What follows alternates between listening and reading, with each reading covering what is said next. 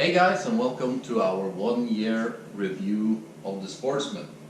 During this year we have put about 100 hours on it through mud and snow, and today we're gonna tell you guys a little bit of what worked well and what didn't work that well, and what we have upgraded during this first year.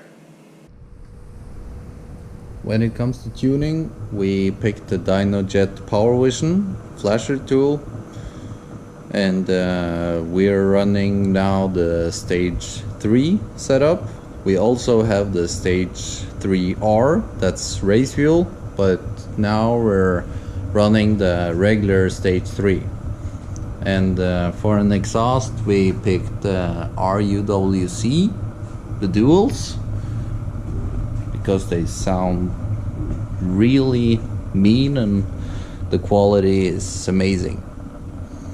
And we also did a modification on the earbuds to get more air in.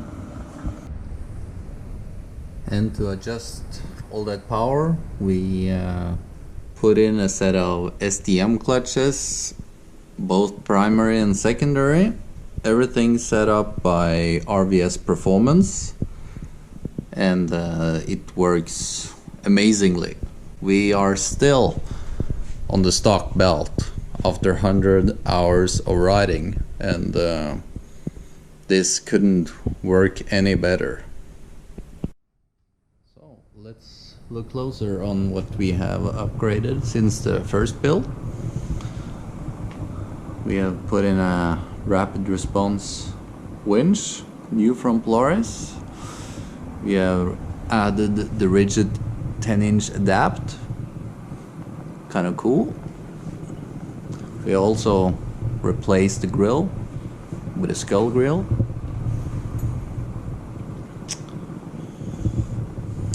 And for the steering post, as you can see, it's slightly bent after our roll on the last trip. And also we bent the lower shaft, so that's something we will replace in the next build video.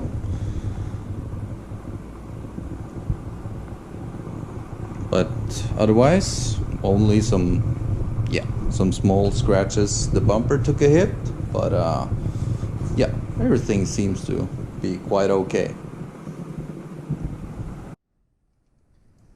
And for tires and wheels, we have changed out the Assassinators to the Gorilla Silverbacks. They are 2 inches wider, so it floats better in the snow, and they're of course not as tall. These are 32-inch tires, but they weigh not as much as the Assassinators, and they work pretty well in snow.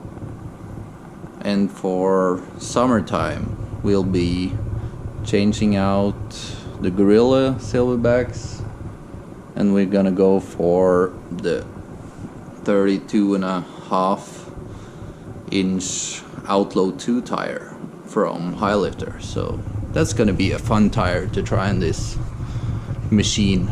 And also we're gonna use the same rims, 6+1 Raceline rims, beadlock. They have been working really well, and now the machine is not as wide as it was when we first built it, but it turns so much better. So I think the best rim for this machine and this setup with portals is a really narrow rim. And for extra lighting, we have added the rigid adapt in the front, and we put on some small ignites in the rear just to get some light out on the side. And in the rear we'll put in a small backup light just to see a little bit in the dark. And of course everything is Bridges Industries, so it lights up really well.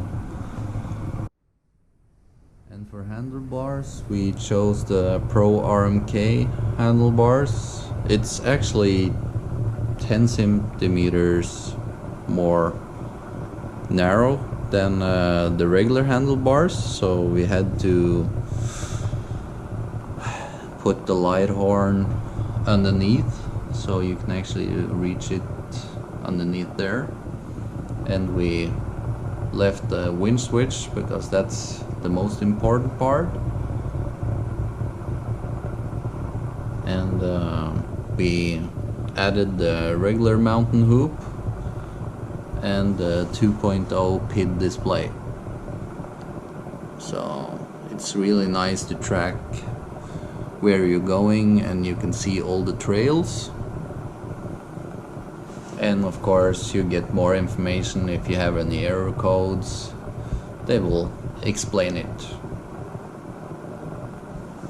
And also we added a small riser block from Snowmobile, so I think it's like 5-6 centimeters higher than the stock handlebars, and it's a little bit more straight, so you stand so much better when you are out riding.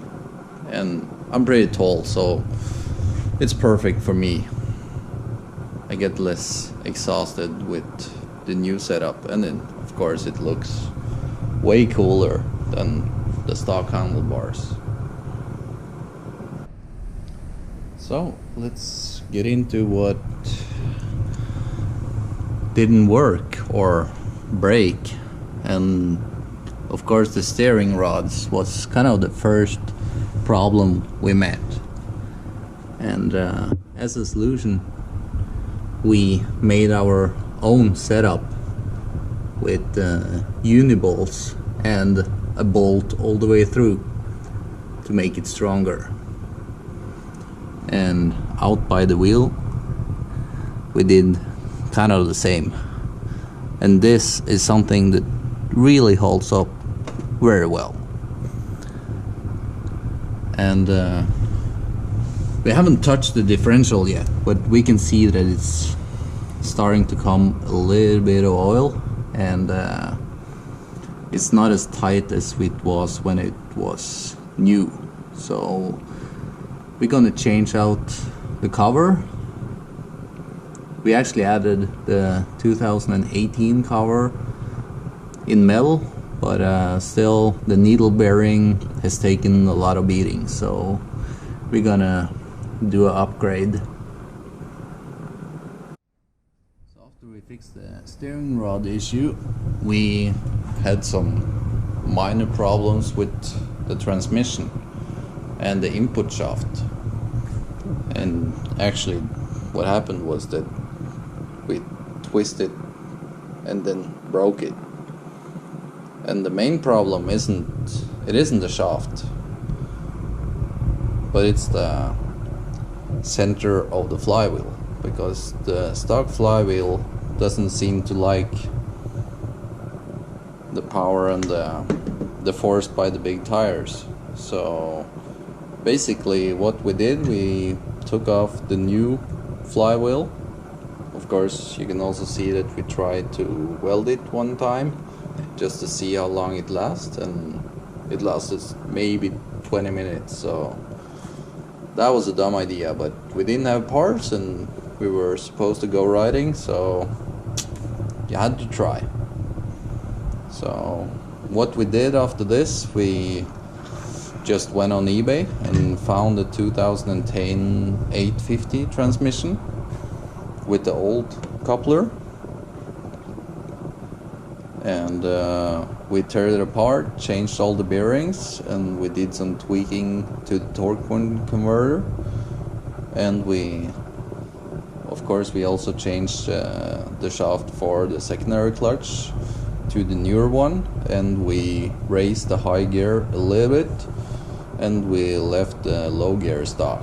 But of course we can also do some other ratio, so We changed the gearing between the front and the rear wheels, so now it's actually pulling a little bit slower on the front wheels than the rear wheels, but you can hardly feel it.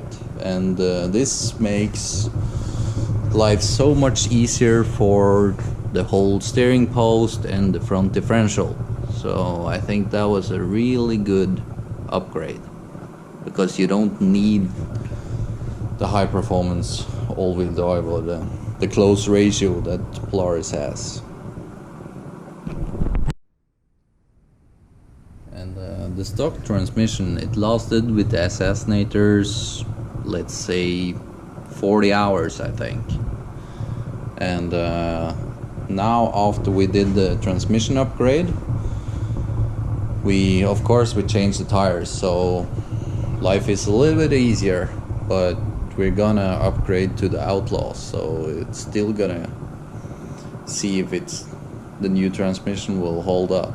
But we have been riding now maybe 60 hours with the new transmission in, and it works flawless. So if you guys have any questions about the modifications we did to the transmission or anything else around this build, just ask in the comment below, and we will gladly support you with everything we have upgraded. And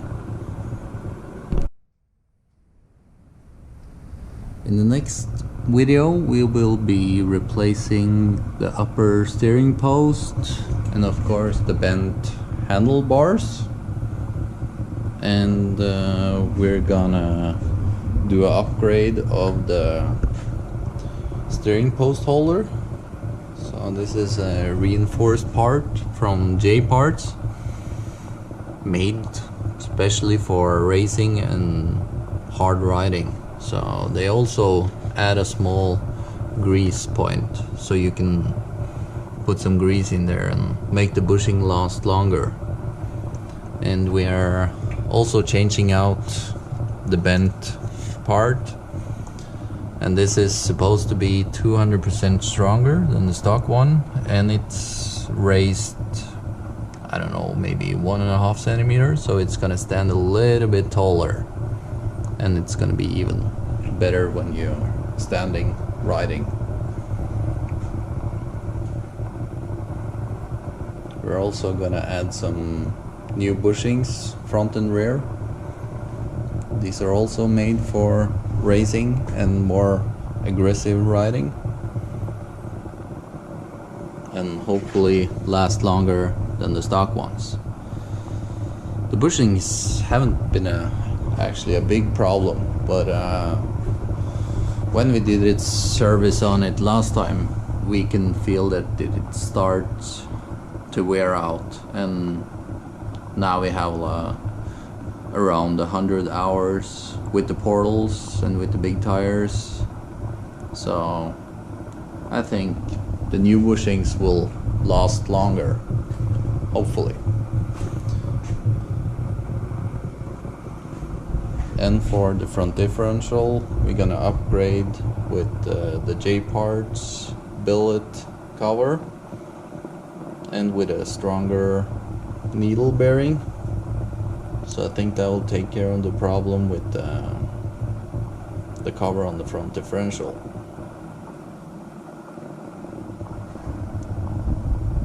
So stay tuned for our next build video or upgrade video of this beast, and we will keep on riding hard, and of course if something breaks we will show it.